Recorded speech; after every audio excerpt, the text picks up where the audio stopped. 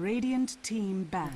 Alright folks, welcome back to the Chicago Dota 2 Open, held at the Ignite Gaming Lounge here in Chicago, USA, and sponsored by Ignite, Merlini Dota Steel Series Dust Off. We are down to 4 teams in the tournament, and 2 of them are about to play for elimination here. This is the losers bracket semi-final, the third to last game that we're going to have. UMAD versus Altered State. The winner goes on to face Team Vex, and then the winner of that will be up against TMCP, the defending champions who managed to reach the grand finals.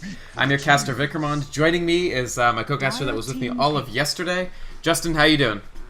Pretty good. Excited to see this match. Me too. And you're on site, right? What's your take on the atmosphere? Who's feeling good? Who's feeling confident? What can you sort of dredge about what's going to happen in this game? You know, I think UMAD's looking pretty confident right now, and Altered State is not feeling too hot. Is the general feeling, but you know they're now getting it together, and they're thinking that they're gonna win in the picks, and that's gonna win them the game. All right. Well, Altered State, a team that we actually saw made the grand finals last time. I think you were on the team at that point, so you and most of these guys made the grand finals. This time they're in the losers bracket semis, so got a little bit of a ways to go. These 2 teams have not met yet in the competition. UMAD was sent down to the losers bracket by TMCP in the last game that we watched on stream yesterday. And then Altered State was sent down to the losers bracket by Team Vex, which is actually awaiting the winner of this in the losers bracket finals. So, without further ado, we've talked a little bit about the tournament. Let's get into the draft. Altered State, the pretty typical bans, I have to say. OD banned in the first phase, which is kind of a toss-up between that and second phase, but IO, Batrider, Alchemist, none of these are surprises. Altered State goes for Nature's Prophet and Naga Siren, so a little bit of split push, a little bit of teamfight control, while UMAD just full supports. What do you think about this selecting like 3 supports out of the first 4 picks? Is this just teams want like a really solid core to build around? 10 seconds. Yeah, well, I think no team wants to play their cards yet because they don't want their carry to be hard countered. And right now they're both playing into Altered State's playing for a little bit of rat Dota with the Furion. That opens up a little bit of room in the mid game for them. But UW Madison, they could go defensive or offensive tri-lane. They haven't played that card yet, and they haven't decided. And with the Naga Siren pick, I would assume Altered State's going to go defensive tri-lane and try to really farm a hero out. I'm really surprised that they banned Alchemist first for that reason, because usually Alchemist plus Naga is, and the metagame is what's been dominated. Sure. But they're still anti-mage in the pool. Maybe that's what they had up their sleeve, or maybe they're just thinking something else entirely. I think that even though they thought Naga was like good with Alch, they didn't have first pick, and they felt that UMAD would be happy to just lock in the Alchemist maybe, and then they wouldn't have access to it even if they got Naga. So maybe if they had second pick, they would have left Alch and gone for Alch Naga, but instead they just felt like they were sort of forced to not take it. But yeah, I don't know. I mean, UMAD, meanwhile, the Visage, Rubik, you were talking about some of the hard carries and how they can be, like if you pick them too early, they can be hard countered. Kind of going off of that, since this is still best of 1, we're best of 1 all the way up until the grand finals, do you think that these teams are going to go just like all-around strats, or are they sort of hiding something to be really pockety towards the end? I mean, these bans that are going back and forth, especially from Altered State, their first ban and their third ban, both the Storm Spirit and the Alchemist, both of those bans are pretty much heroes that UMAD has been picking for this whole tournament. Right. So I think Altered State is just kind of playing defensive right now and just trying to ban out what they think UMAD is comfortable with and try to get them off their game. Yeah. For UMAD though, I mean the OD ban first was definitely because Altered State's been running OD nearly every game. But outside of that, they're picking for themselves or banning for themselves to open up their own game. So I still think they're in their comfort zone. Sure. I think that's definitely a great point that Altered State's bans are very targeted. We saw Spitwad play Storm Spirit once on stream, and I know he played it a couple of times off stream as well. He did lose one game, but he was really, really hard countered by the Silencer pick from TMCP. And yeah, the Alchemist, we had Jahorden play that hero again and again, and has evinced some pretty good skill with it as well. So I agree, it definitely targeted bans coming out of AS. The OD, you reminded me of that crazy game we had yesterday where it was the like 65 minutes and they won when they built the refresher on the Outworld Devourer. So I agree, definitely a hero that's in their comfort zone. They've been playing Kome here on the mostly one role, but I think in that game he was on the OD.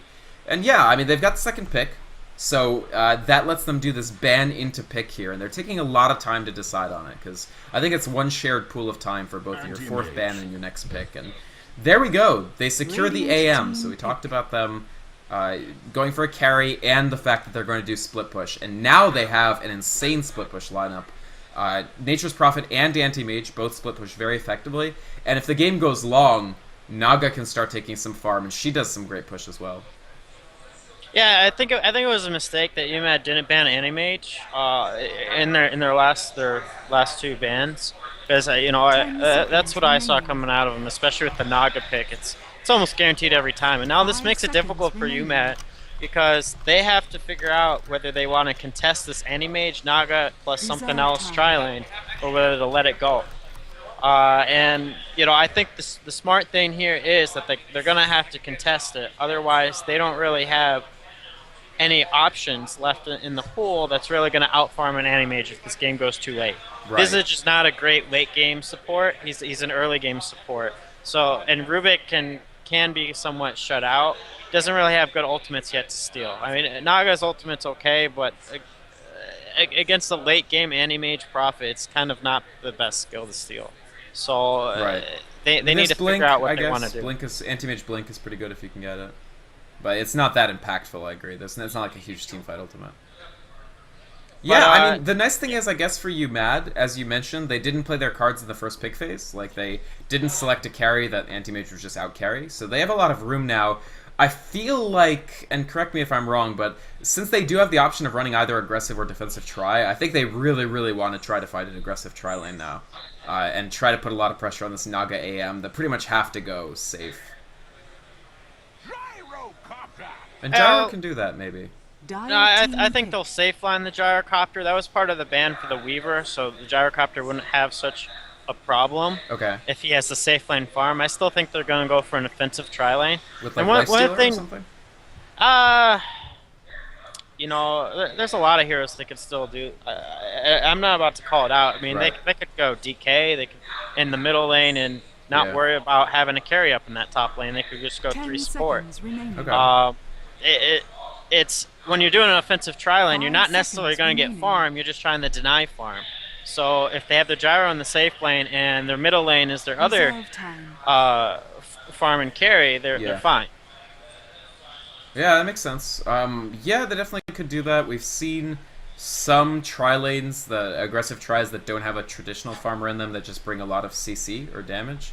So they could. I've seen Windrunner, even Sand King could be something for extra stun. That would give them a ton of stun power. And Gyro safe lane is something that's worked pretty well this tournament as well. I know TMCP have been running Gyro solo safe and then a stun based aggressive try. Yeah, and it's something Navi does themselves. It's a tried and true strategy.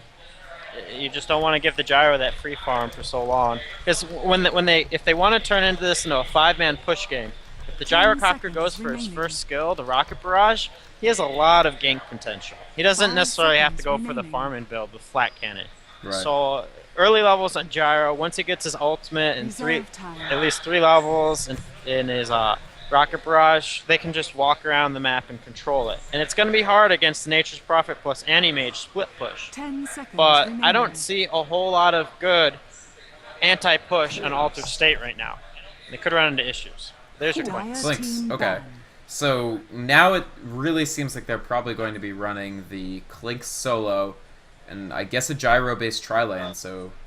Actually, I guess Gyro can go mid. They don't know what Altered State's mid pick is yet, so if it's something that can't really punish Gyrocopter, they still have the option of putting Spitwad on that Gyro, having the Clink solo safe, and still having a tri-lane. So I guess the nice thing is, even with this Clinks, they're still not completely committed as far as lanes go. So it's still a little bit of a guessing game for Altered State. Altered State clearly thinks that they're running a tri, Visage, Rubik, Gyro, solo Clinks, because otherwise they wouldn't have banned Puck, probably. Yeah, I don't know where the Puck ban was coming from. It's not entirely necessary. You have Naga Ultimate, which kind of butts out a Puck. Pucks are almost never going to build a BKB. But the Clinks is a strong pick here, like you were mentioning, because if he does go in the safe lane, that makes it very hard for Altered State to think about what hero they want to put into that lane. Because Right. Clink's 5 seconds with remaining. his fire arrow can just dominate any hero that tries to get Dire close, just team like pick. Weaver in a safe lane. You can't just put one hero against him. That hero's going to get eaten alive. Yeah, I mean, it's definitely Clink's is just extremely strong at being able to duel, and they ban out the Queen of Pain, so I think it's making a lot of sense to me what UMAT are doing. They do still have the option if AS picks a relatively weak mid or somebody that can't dominate the lane of just running the gyro there and just that would be greedy, but I feel like if they get 10 a seconds solid tri remaining. lane, something to fill out their try, they could end up just having a much stronger 5 mid game than seconds AS can remaining. deal with before Altered State's split push really comes into fruition. But Altered State, I mean, if they have a strong enough mid and they can just have the anti-mage farm fairly freely, I do think that their like mid-late game transition is going to be really, really good. Because yeah, there's basically their only split push, like they can only deal with 10 split push with seconds Fade Bolt remaining. and Flak Cannon right now. And they go with Radiant SF, so that's team going to make it very, very dangerous to put the gyro mid. So yeah, Magnus is actually the last selection. So that will be gyro tri lane. And you know what? I like that just because Rocket Barrage. I'm sorry, Rocket Barrage makes it hard for you to go aggressive against the gyrocopter unless you kill him instantly. And with Naga Bane animates, you're not about to kill the gyrocopter instantly. You're just gonna hold him down in place. So he's always gonna be getting damage output no matter what you do because they don't have real stuns. You know, they can't damage him if he slept, and he can still cast spells if he's a net. I don't know if that Bane pickup is really going to work out well for Altered State. It's almost two of the same thing with Naga and Bane, but it's going to come down to individual play. So, and I like this Magnus pick 10 because seconds the Magnus is remaining. really going to counter Altered State in the late game if they want to go 5-man 5 push. seconds remaining. Yeah, I do really like the Magnus. I agree. I think it'll be able to do even more counter pushing. He's very, very good at clearing waves with Shockwave. The ultimate will be a huge deal. I actually think that Magnus could have been pretty good on Altered State's team too, actually. So it's just a smart pick by UBAT overall. And yeah, the 3v3 is going to be a very exciting lane to watch as well. So we're going to have to really keep our eyes peeled on that try versus try and see how it pans out. If indeed it is a try versus try, maybe they'll try to dodge it. But Altered State, I mean, I think that they are playing to their strengths in some respect. Like, we've seen them farm up these long games, and they have Nature's Prophet to farm, Anti-Mage to farm, and even Shadow Fiend. And we know that Abukamo likes to sort of go on high-impact mid-heroes. Like, he had a 19-3 Storm Spirit, which is the first game we streamed in this tournament. And so Shadow Fiend does offer that opportunity. Maybe also a little bit of a pride choice. Like, after losing to Merlini, after getting kind of schooled in 1v1, he wants to show off his Shadow Fiend skills. Yeah, I think pride might get the best of him. You know, looking at who picked up what heroes on UMAD, I'm not quite so sure we know what lanes they're gonna pick because GNE has been playing their off lane nearly every game, and Spitwad's been playing mid. And if you put a Clinks against a Shadow Fiend, he's gonna be able to get easy harassment off, especially if he gets uphill vision. So I'm not quite sure we know these picks down to it, or these lanes down to a T yet. Yeah, that's interesting. Yeah, you're definitely right. We have seen, I think Spitwad's played every game that I've seen so far from them in the mid. So yeah, maybe, I guess Clink's mid is a possibility at least. I actually don't know the Clink's Shadow Fiend matchup at all. I don't think I've ever seen that happen. But yeah, you're right. I mean, Clink's should be able to harass better, I think, simply because he can orb walk, he can just plink away from far. With high ground vision, he can even do it from low ground. Whereas Shadow Fiend, at least for the first 3 levels, is going to have lower damage than the Clinks when you factor in Searing Arrows, because that gives you just a pretty big damage boost. He's going to have trouble... Basically, once he hits rank 2 Raise, I feel like it balances out, because Clinks' HP is just insanely low, unless he can start eating at level 6.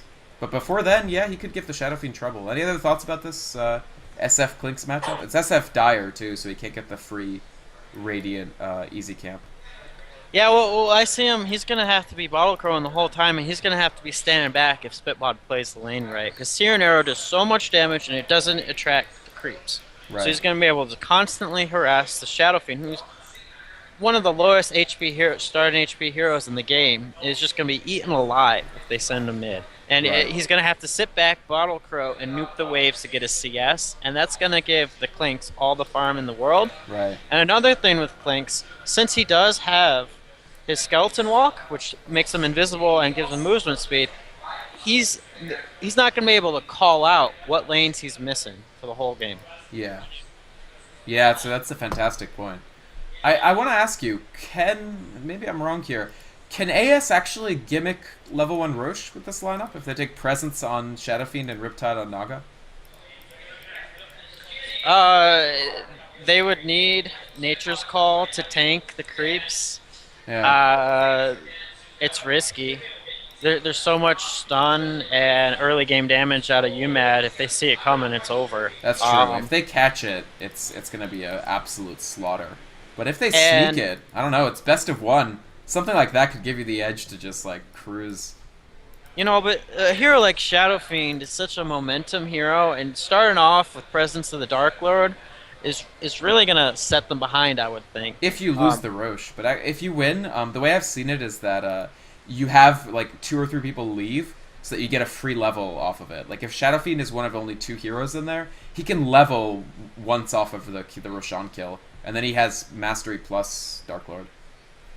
Absolutely, absolutely. But, you know, we'll have to see. You know, Altered State, like I was saying earlier, they're not feeling too hot about themselves right now. So that might be the huge risk reward that they're going for. That might be, you know, their ace in the hole. Why do you think they're not feeling good? Did they just think that the remaining teams are really strong, or? Yeah, I would say that. They're just the way they've been talking here at the tournament, you know, they don't even think they're going to be in the next round, you know. Harsh. Yeah, I mean, in the lobby, one of them was like, let me co-cast after we lose this. And I was like, hey, don't get down. I think that was Koma representing the Team Liquid forums at this tournament. Yeah, so, but we'll have to see. I think UMAD feels strong. They know they got outpicked in that game that they lost yesterday, and they don't want to repeat that again. Right. Yeah, I mean, that game was really brutal. TMCP, I couldn't even tell who was really executing at a higher level because the silencer pick just ended up overshadowing basically everything. And just the global silences completely screwed over any attempt to use Darkseer Earthshaker combinations, which was one of the linchpins of their lineup. Plus the Storm Spirit really had difficulty landing. I mean, all props due to TMCP. That was an excellently executed draft from them. But UMAD, I think, otherwise have looked really pretty strong in this tournament. Yeah, and I know having talked to UMAD now that they really like running those ultimate combinations that just completely obliterate someone in team fight. That's what they enjoy to play. So, you know, you see it here with the Magnus plus Gyrocopter combination. I would expect to see more things like that if they survive in this tournament. Right. Yeah, it's really interesting because that's actually... it's kind of cool to see a team that's confident enough that they can pull that off, because obviously it's much harder to run a lineup that relies on like pinpoint targeting of high cooldown abilities than it is to just like, you know, pick a bunch of farmers and hope for the best. And I'm not saying that that's definitely not Altered State's lineup here. I'm just saying, like, in an amateur tournament like this, I feel like to go out there and be like, yeah, we'll just run like Wombo combo and win with it is definitely a sign of like confidence that you actually can execute at a pretty high level. So that's cool to see. Yeah, and a lot of this game is going to rely on V-Carbs and his play on the Naga Siren throughout this game, because his ultimate is going to be able to disrupt these combinations coming out of UMAD. And if he can time it just perfectly throughout the fights, he could turn a fight easily around, despite them all 5 or 4 of them getting picked off by Magnus, and it looked like it was going to be a wipe the other way. So if V-Carbs can get perfect ult timings off, you know, Shadow Fiend doesn't even need to farm any sort of position and item. He can just walk right in, cast his ultimate, and get it off every single time because Naga releases it in a coordinated fashion. That's a fantastic point, yeah. You can definitely time the Requiem really, really well and position it perfectly.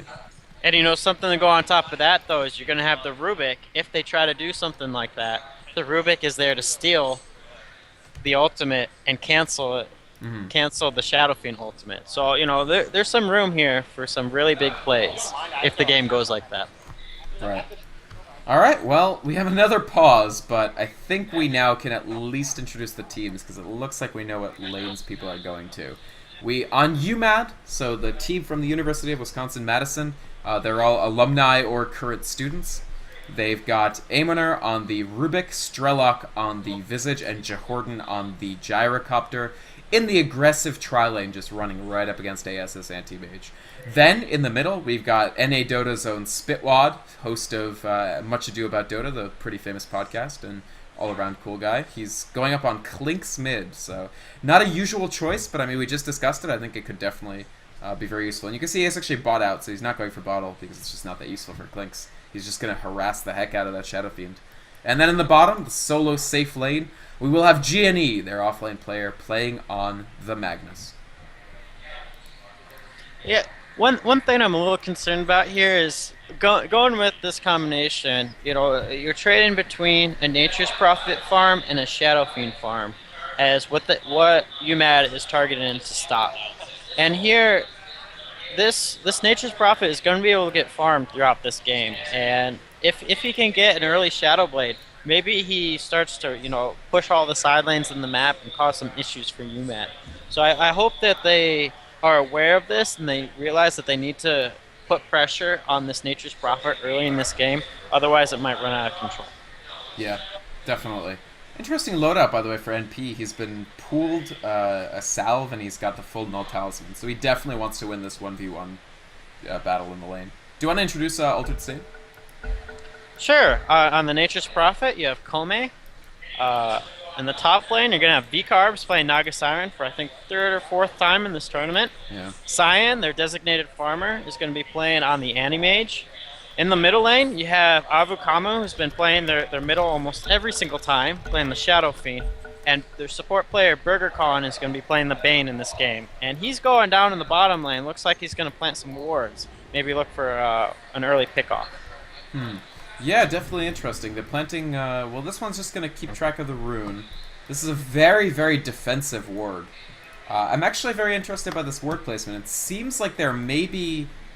30 seconds to battle. I don't really understand this ward, actually. This seems to be a, like, anti-ganks coming in from the Radiant safe lane ward positioning. So that, to me, seems to imply that they think that they're running a safe lane tri-lane. Am I wrong? What are the other benefits of putting the ward here rather than, like, closer to the jungle?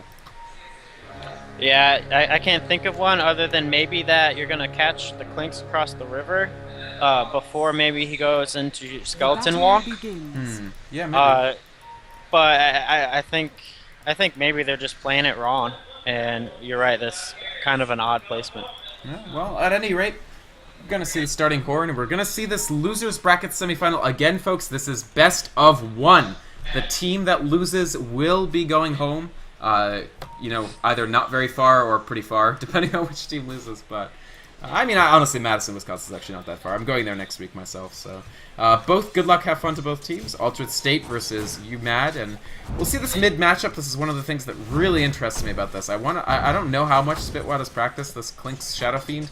I think this is smart. I mean, you discussed quite a bit about the possibilities of using Clinks here. He has missed a few last hits, unfortunately. I think he may have to start using fire arrows to last hit, because there were a couple fairly doable last hits there that he didn't necessarily need to miss. That said, Shadow Fiend currently stuck still at 1 soul. Might get a little easier because it looks like the lane will push towards him with these 2 ranged creeps, but definitely a lane we'll keep an eye on. And then, of course, the other high-action lane is the 3v3. So Visage, Rubik, Gyro, AM, Bane, Naga. You mentioned earlier that this is very execution-dependent for Naga, and also the Bane might not have as much of an impact as they want.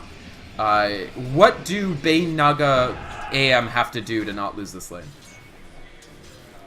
They need to let their Animage farm, because a lot of this game is relying on this Animage balling out of control for them. So right now, UMAD is getting all the room they want. They're warding, they're counter warding everything that they want to do in this top lane, and that's going to be a mistake for Altered State down the line.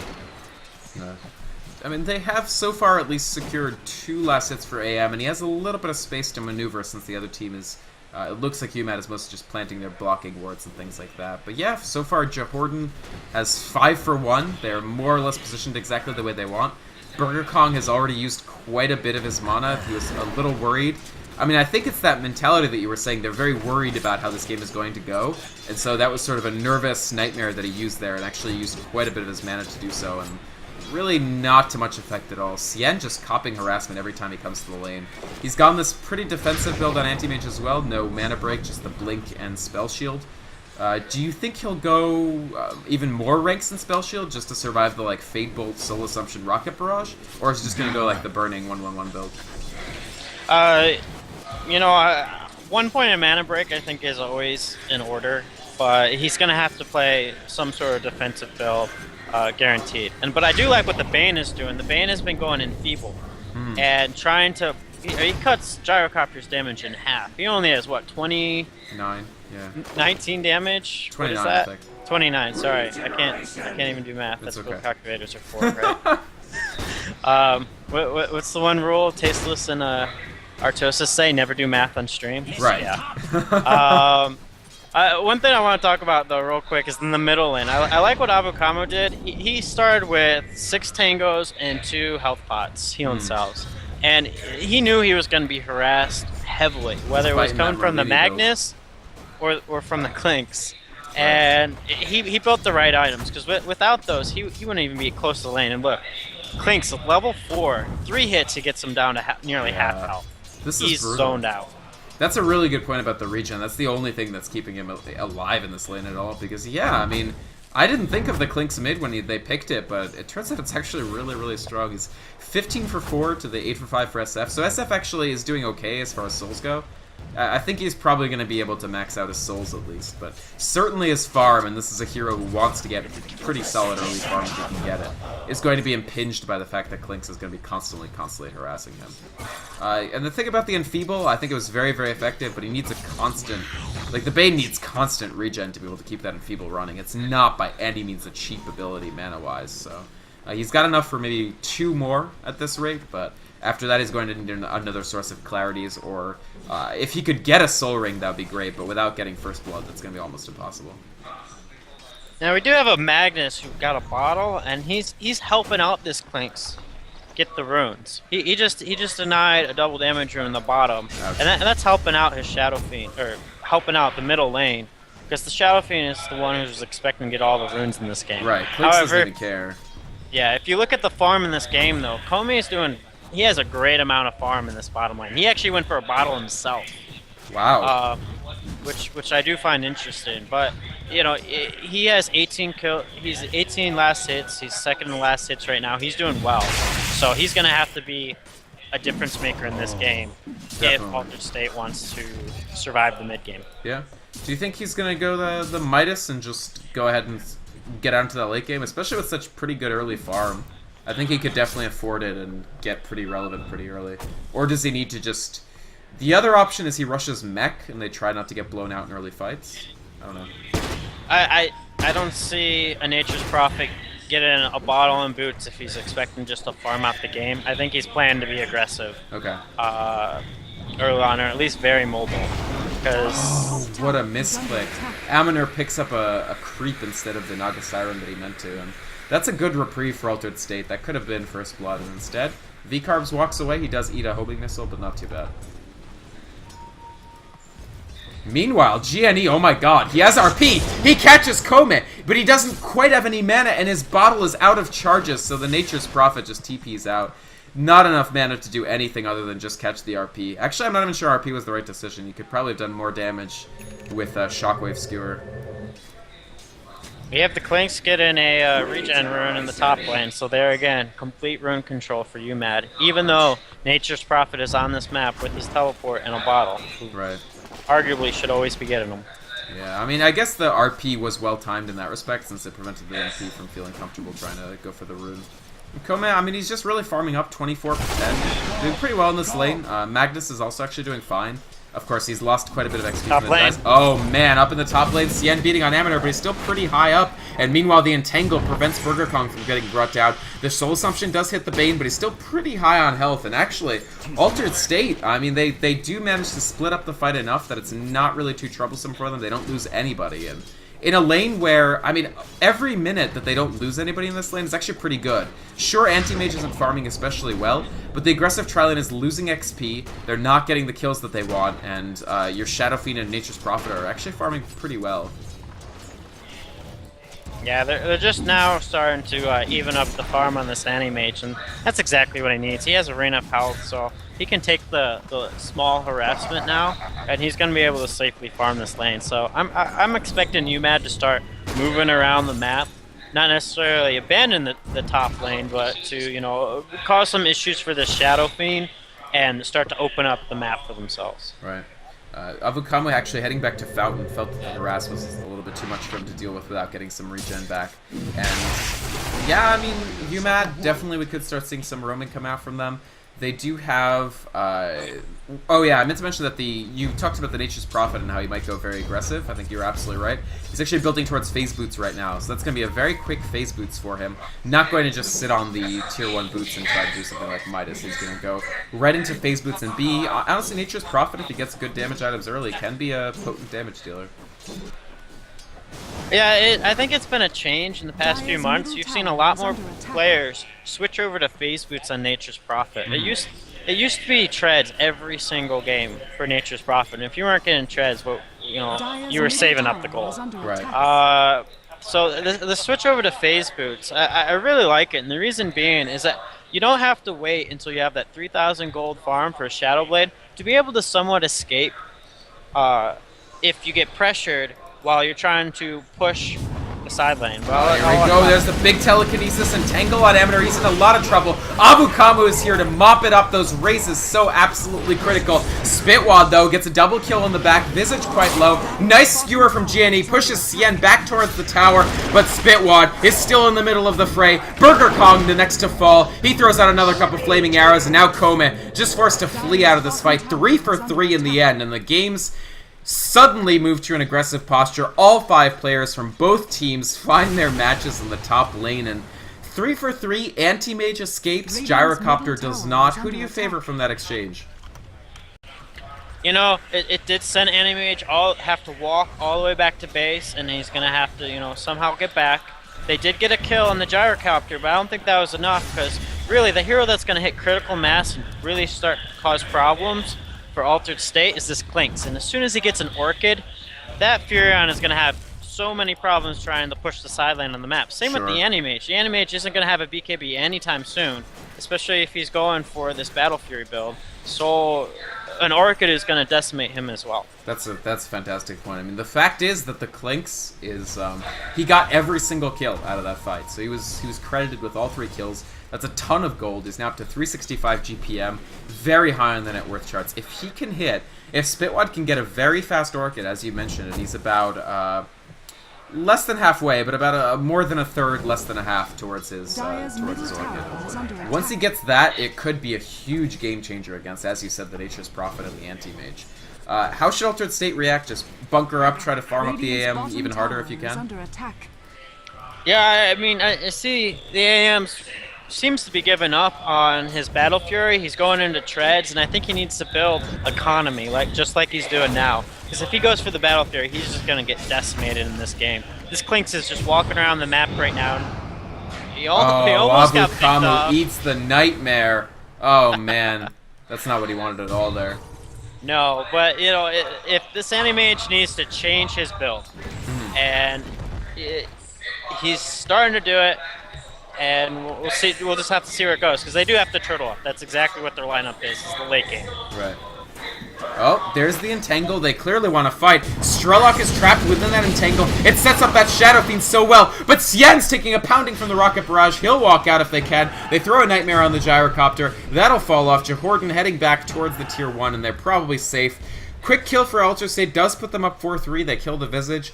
But Avukamo's spending a lot of time rotating for these kills. Luckily, it hasn't seemed to hurt his farm too much. He's still 53 for 10. Only a couple last hits behind Clinks.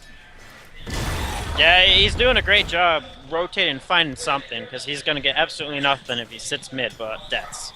So they're doing a great job dealing with their situation. But I feel like this is a ticking time bomb for the Magnus Blink and the Orchid on the Clink.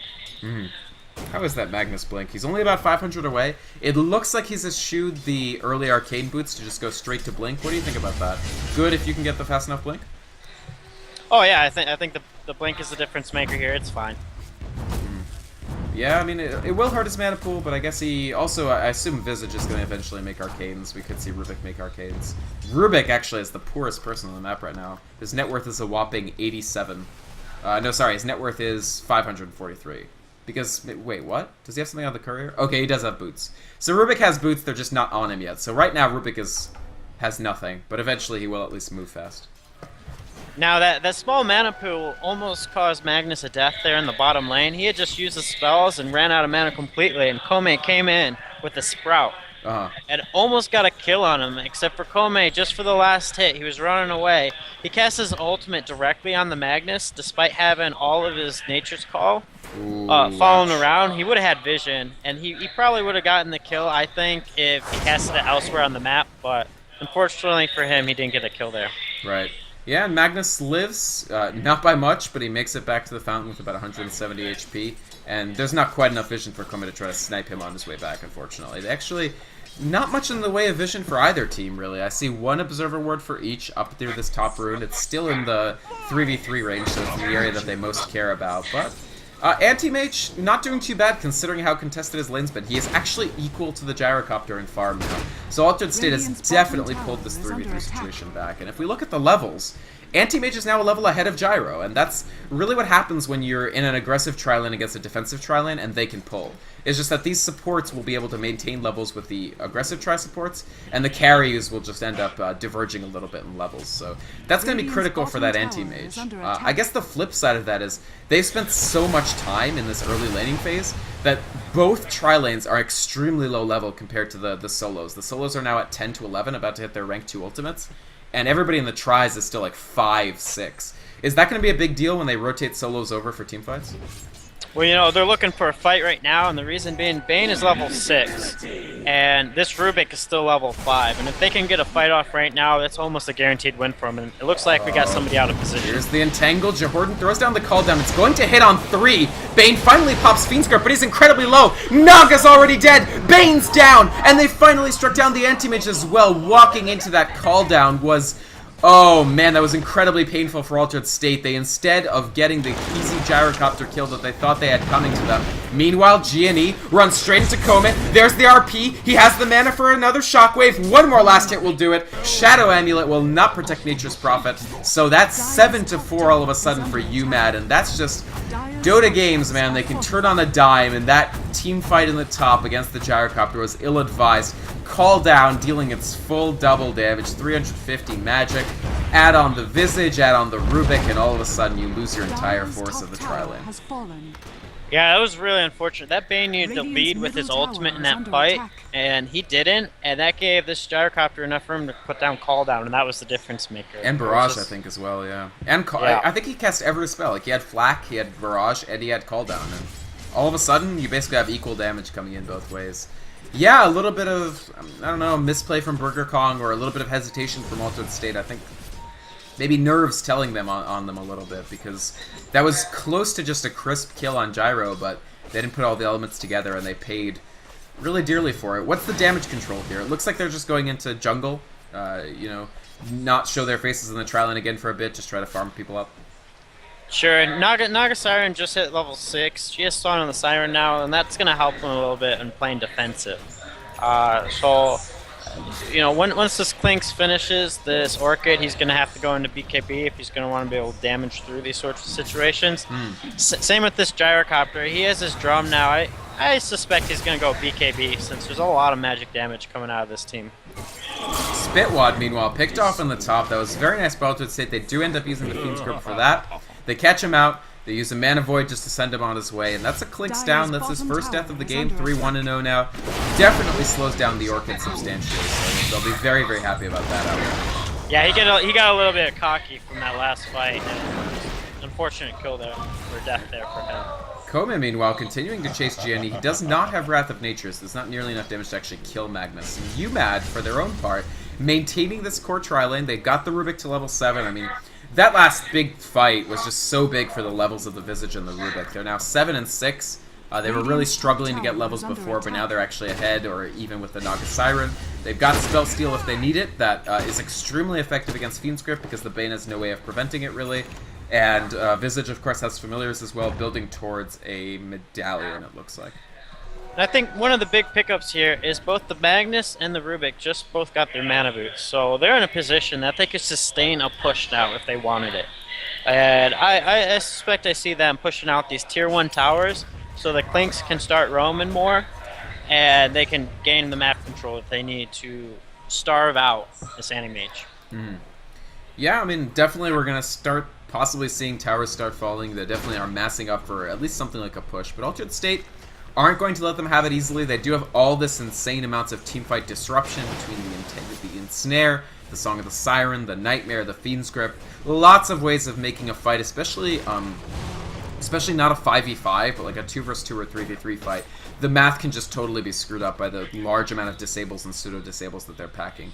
Anti-Mage, for his part, Cien has his Perseverance. He did take a detour for the Treads, as you said, just to tank up, but now it looks like he's going to be heading back into that Battle Fury build, and he can still, as long as they don't lose all their towers between now and then, he should still be in shape to try to split farm of the map with Nature's Prophet.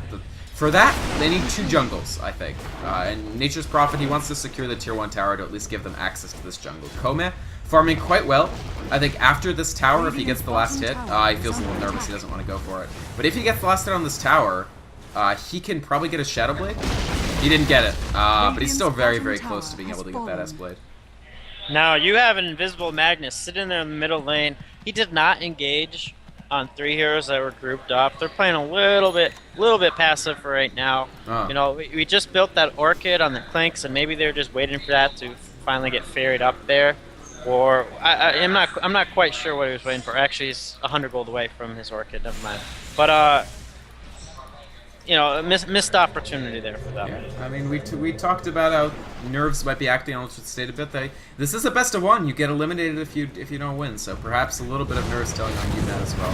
Here comes Spitwad. He's using his Strafe to deal great damage to this tower. Clinks, of course, a fantastic tower pusher. Burger Kong in a bit of trouble. A very nicely timed Song of the Siren. They have to make it last until the homing missile. Actually, that's okay. Song of the Siren. Oh! Does give them positioning. Magnus tried to fish, didn't get anything just yet. Hasn't used any of his spells. His RP is still available. Still sieging this tower. Anti-Mage not here, of course, and it will be a tower for UMAD. They back off. Very bloodless fight, and Kome does push in. Oh, there's the blink. Magnus trying to chase Nature's Prophet, but he does have his Shadow Blade. He makes it out.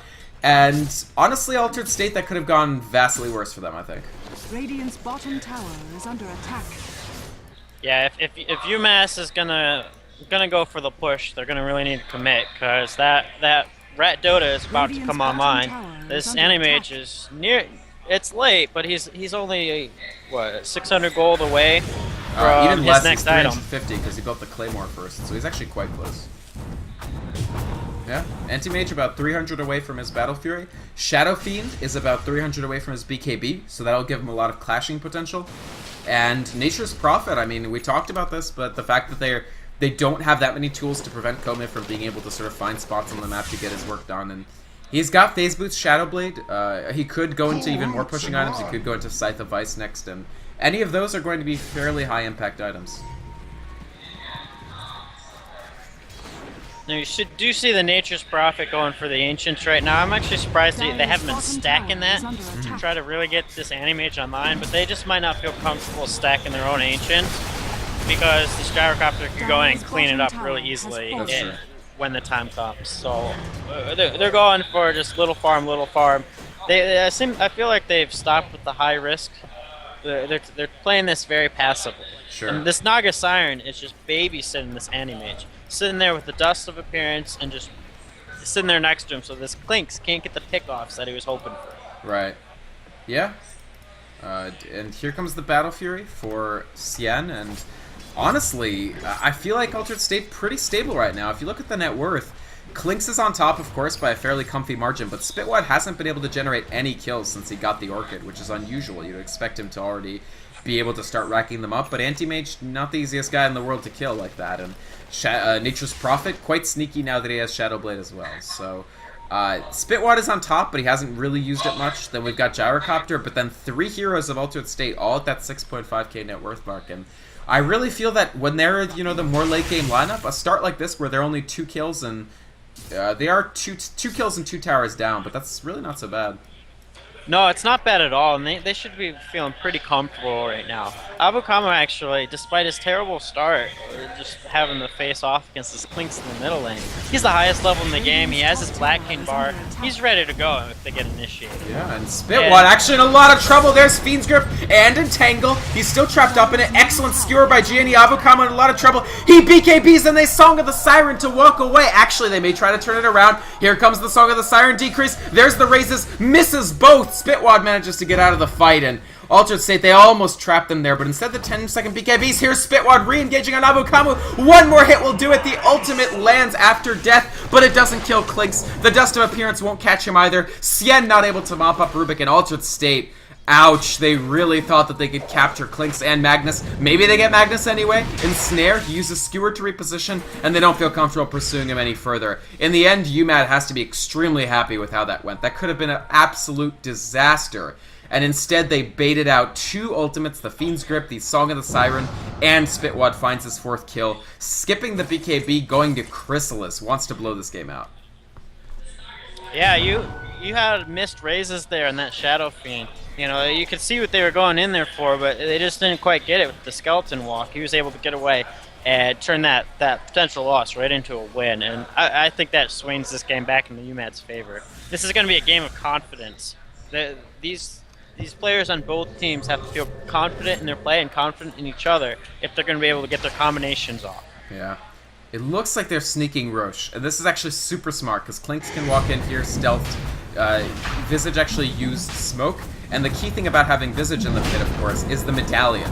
So the Medallion is going to give the D-Armor for Roshan to really just completely nuke his effective HP, and then with Strafe, Spitwad was able to deal about half the health of Roche extremely quickly.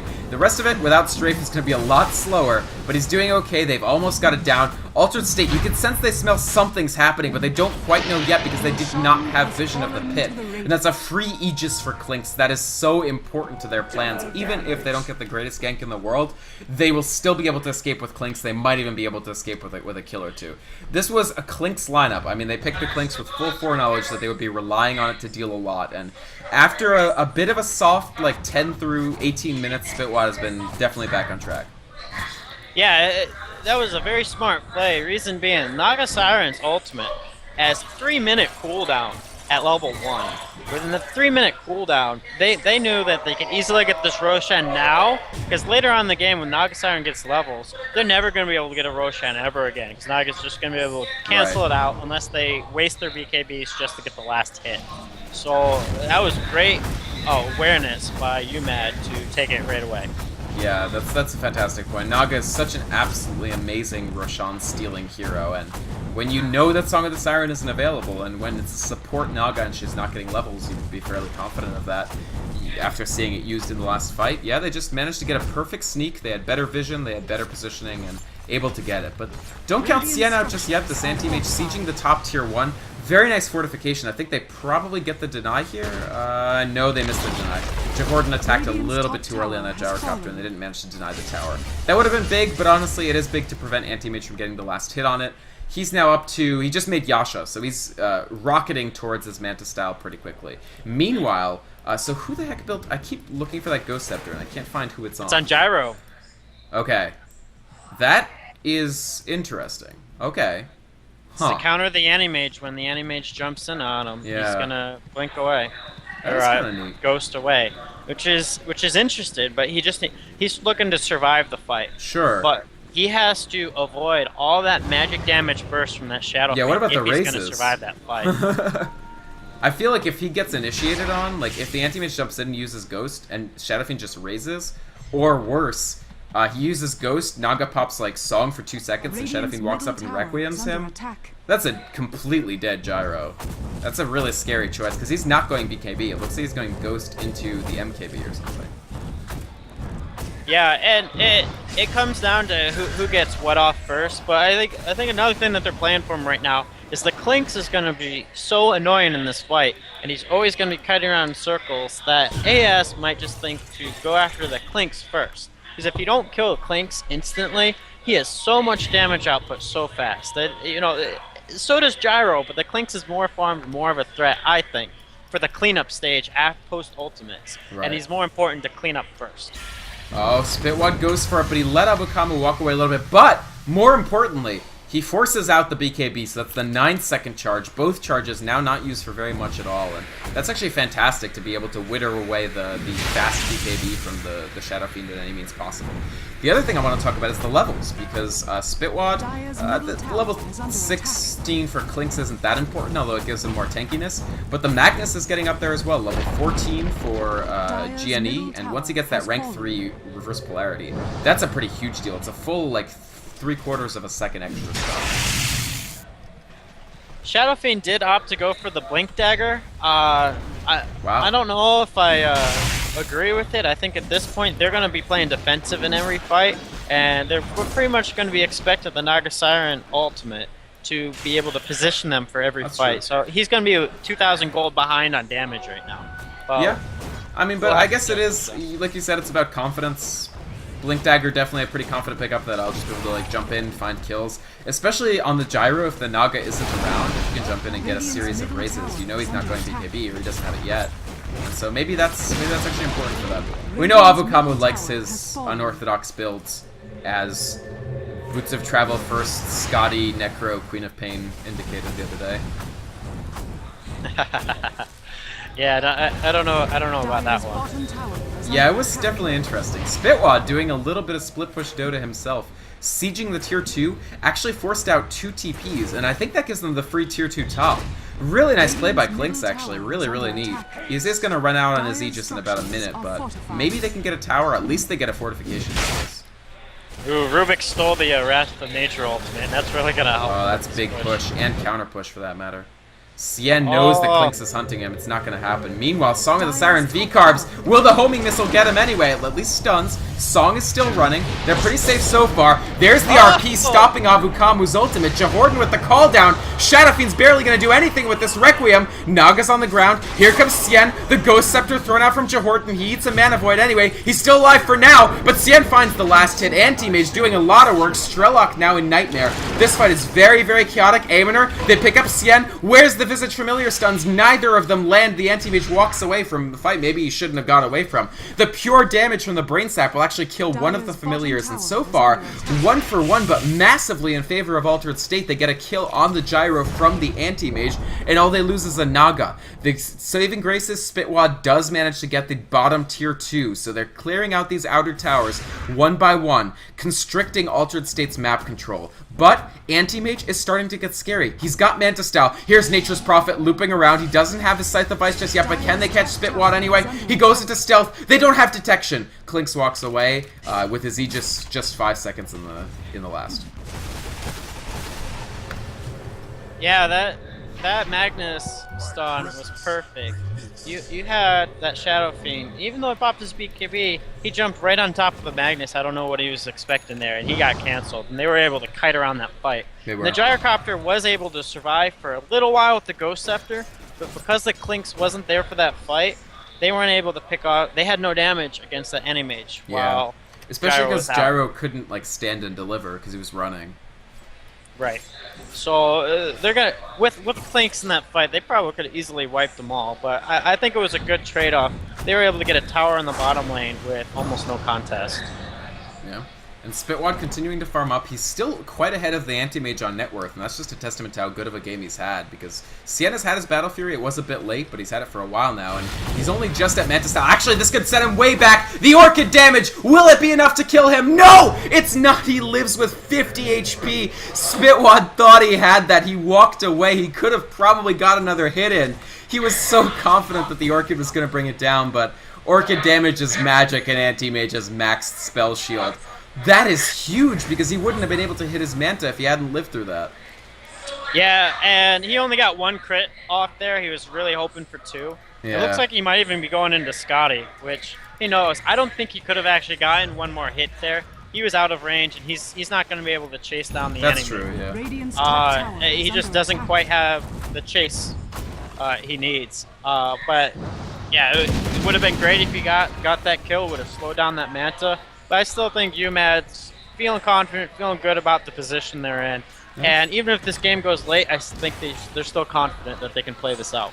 Splitpush is definitely going to become more and more of a problem, but they are getting stronger and stronger for the fights. I mean, Gyro finished his MKB after that last fight.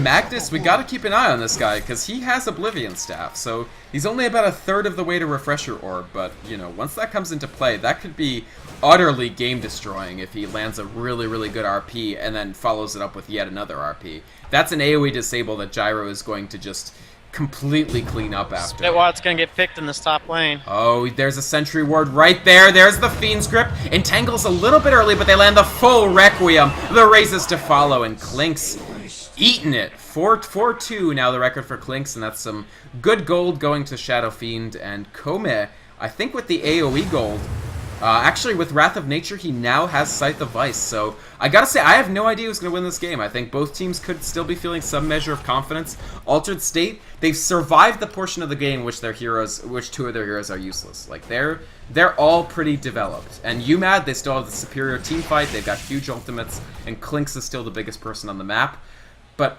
maybe not for long. Yeah, they're playing very well disciplined. You can see it. They've V-Carbs has not left Avukamo all game. He's just sitting there babysitting him in the jungle. And if he leaves him, he goes and he protects Cyan playing on the Anti-Mage. So they don't want to get picked off. And Spitwad, you know, you can expect to do that in a pub game, but not in a game like this where everything's on the line. Money's on the line. So they're not going to get that. Yeah, I mean, Klink's definitely feeling like he has to generate more kills if he can, but that one didn't happen. It was a very well-placed Sentry Ward, and they actually baited him a little bit. They pretended not to notice him until everybody was in position. The Bane, the Naga, the Shadow Fiend, and both Fiend's Grip and Song of the Siren will guarantee that Requiem hits you for its full potential. It's usually a spell that's incredibly hard to make sure that most or all of the souls actually hit somebody. But, you know, if they're in place for 8 seconds, it actually becomes pretty hard not to make them hit somebody. And Sien, meanwhile, he's got 1,600 gold on this Anti-Mage. He's 3-1 and 2. Do you have any color on what you build as Anti-Mage in this sort of game? I would go for a Basher, definitely, to shut out this Klink's. And if he doesn't feel confident that he's going to get the Bashers off, then he needs to go Heart. Oh, there's the Sentry. He used Orchid on V-Carbs. He uses the Ghost Scepter, and Klink's dies again! Ouch. Spitwad is generating less and less opportunities on the map and gets picked. He thought he was okay, and just another well-placed Sentry Ward combined with a Sprout completely neutered him. Sorry, you were telling me about Anti-Mage builds. Basher? That or Heart if they want him to just, you know, engage first and the Shadow Fiend to be the cleaner upper. So, either way is going to work. It just depends on the way that they want to play it. Sure. Yeah, Heart would definitely be a really cool pickup for him this game. But overall, I mean, 35 minutes in, to me, this is easily the most even game that we've had so far, at least that I've watched in the tournament. Like, some of the other games that got really hype, one team got way ahead early, and then the other team had to claw it back. But here, no team has really held a persistent, strong advantage. Like, I think both teams' strategies are coming into play, and it's going to just be a matter of who's able to continue executing. Yeah, I find it a little bit of a shame. I think UMAD could be putting on a little bit more pressure than they have been. And I think they've allowed Altered State to gain this room back that's might be undeserved, because they just have not been able to gain map control. They're only farming their own side of the map. Yeah, I mean, since Klink's got Orchid, he's gotten 1 kill. You usually expect Klink's to ramp harder than that. Yeah.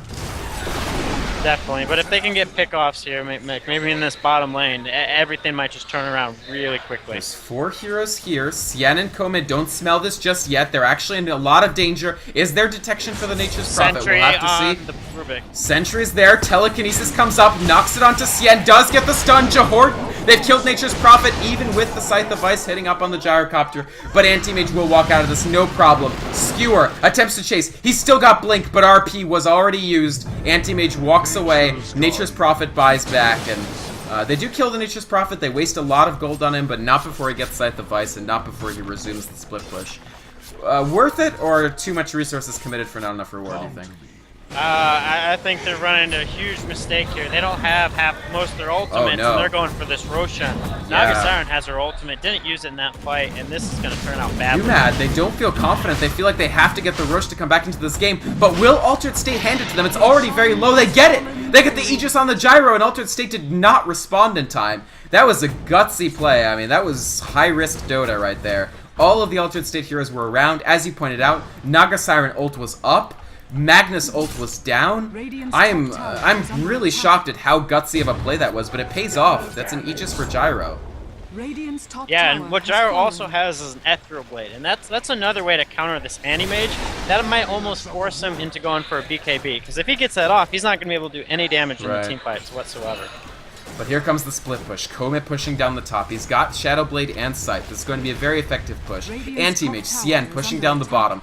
Is on the way to his TP heart. on the AM. Once he sees the EB, he doesn't have a TP. You're right. Of course, Nature's Prophet can go back easily. But here we go. Quick damage being dealt. Clinks with the DD rune is an amazing pusher. They might get the racks. There's the Song of the Siren. They're trying to slow it down. Nature's Prophet pushing the top. The tier 3 is down top. Anti-Mage is at the bottom pushing down that tier 3. There. Oh man, the stolen Song of the Siren. But it makes buildings invulnerable. Was this really a good idea? The melee racks goes down, but they need to flee. Kome is pushing down the top tier 3. He's actually going towards the racks. Anti-Mage hitting on the bottom racks. Cien is in a lot of trouble. He might go down. Anti-Mage will fall. Spitwad with a brilliant TP back. But they've traded racks as they do lose Anti-Mage, but they trade racks. And meanwhile, the Visage and the Magnus getting picked off before they can retreat. 2 kills for Altered State. They lose Anti-Mage. Anti-Mage does have buyback, and they trade Raxes. So actually, that's what we were talking about. The game went long enough that this split push is effective. They get a tier 3 bottom. They get a tier 3 top. They trade melee Raxes. And UMAD, I have to assume that they were expecting to get farther ahead when they got that Aegis up.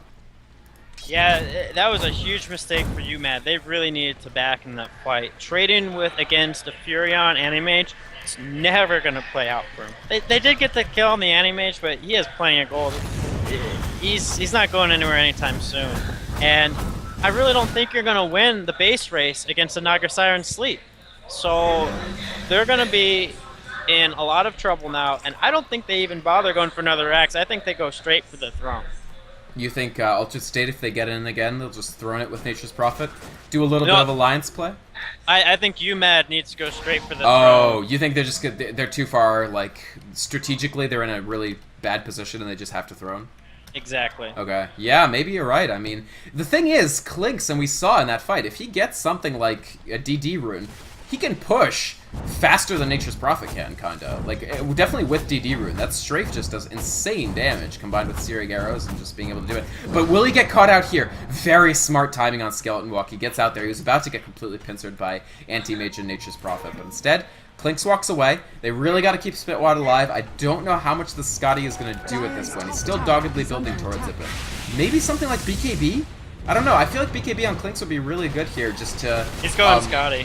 Yeah, I know. I'm just saying, like, if he built BKB, he could actually kill Naga when she's trying to do, like, a song to disrupt them. The Familiars go down. One is lost. They do stun V-Carbs with the other one. This is a big fight incoming. Here comes the call down from Gyrocopter. Only hits on one. Skewer in from GNE. Hasn't found his opportunity yet. He gets Scythe. Cien is in. Ammoner going down very quickly. The Fiend's grip on Magnus. He hasn't gotten a chance to RP or Refresher. This is all going wrong, except for the fact that they get down 3. Jahordan and Spitwad. They're doing so much damage. Abu Kamu only manages to get the Death Ultimate off. He doesn't use the Massive Requiem to try to deal more damage. And all they lose is Magnus in the end. Somehow Altered State just not coordinating well enough, not positioning well enough to get what they needed to get done. Nature's Prophet. He doesn't have buyback. They can't actually do the split push. What about Shadow Fiend? No buyback. He doesn't have the money he bought out for Mantis Style. Oh no. Cien, he jumps on Jahordan. There's the Telekinesis. Ethereal Blade. He doesn't have the mana for it. Jahordan in a lot of trouble. Loses the Aegis, but still has another full health bar to play with. Cien heading back into the fountain to regen. He doesn't have heart. Jahordan, Spitwad. The fortification used for Altered State. They know that they need to hang on for 28 seconds because without Nature's Prophet, what can they really do here? They don't have the split push opportunity. Jahordan is enfeebled, but it's not enough to take out all his damage. He's still dealing 144 per hit. AoE if he flat cannons. Still has the Eth Blade. Still has the Monkey Cake Bar. He could buy back Boots of Travel if he wanted to. So could Spitwad. Is this actually it? They've taken down the melee racks. The Spitwad is going to go for the ranged, but in the end, they decide not to bet their money on winning the push here, especially with 1 second until Nature's Prophet. But what an absolutely fantastic opportunity that was for UMAD. They secure at least a second lane of racks. I guess my question, Justin, is do you still think that they should have just tried to throne there? No. They played that perfectly. That was a huge mistake by Altered State, namely by that Nature's Prophet. He had no business being there in that fight. when you're upper racks and you're playing Rat Dota, he needed to TP into the side lane and get there and push. Even if they don't win, they have buybacks. But he didn't have buyback. He had a minute and a half still on his buyback. Minute 40 even. He had no business being there in that fight. And once he went down, they had absolutely nothing to stop. And now UMAD's up in racks, and they have a chance. But they're in such a better position now because of that misdecision. Yeah, I totally agree with you. The fact is they won that fight really convincingly, forcing out 2 buybacks without a single RP.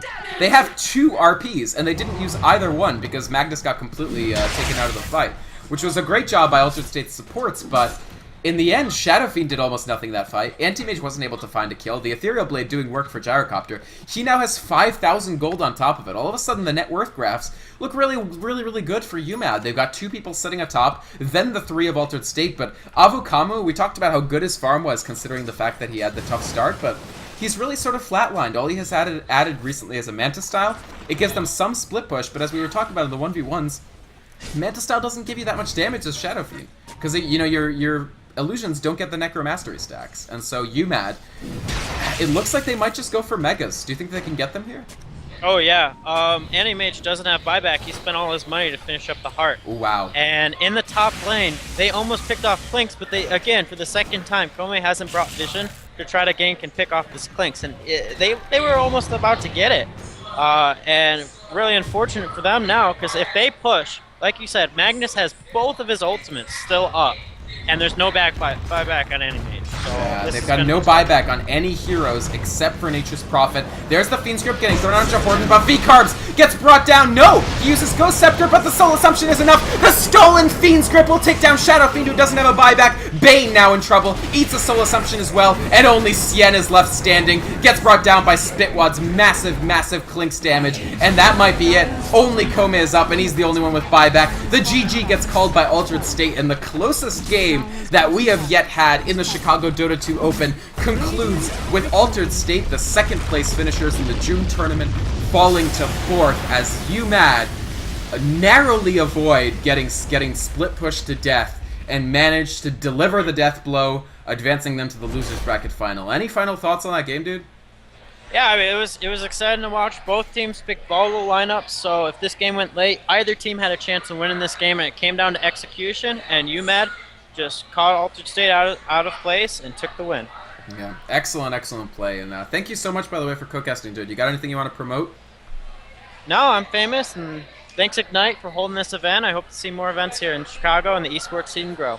Yeah, absolutely. All right, folks, thank you so much. We are going to go up to the next game in just a few minutes. It will be the winners of this game, UMAD, University of Madison team, headed up by this mid Spitwad. It's been tearing it up all weekend, and they will be going up against Vex, who fell down from the winners bracket finals against TMCP. All right, folks, thanks for watching. We will be back in just a moment.